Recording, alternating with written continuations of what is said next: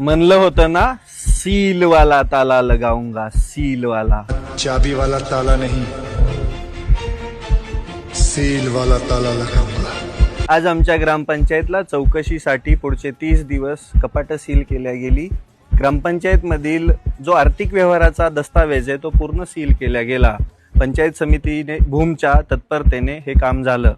त्याच समवेत योग्य ती कारवाई चालूच आहे.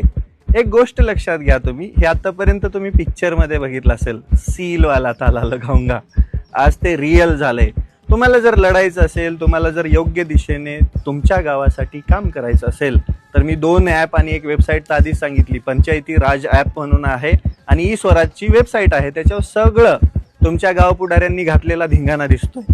तुम्ही ते करा. त्याचसोबत आपल्याला प्रत्येक गावामध्ये 7 सदस्यीय टीम गब्बर स्थापन करायची आहे आणि गावची ग्रामपंचायत ताब्यात घ्यायची आहे गावाच्या विकासासाठी.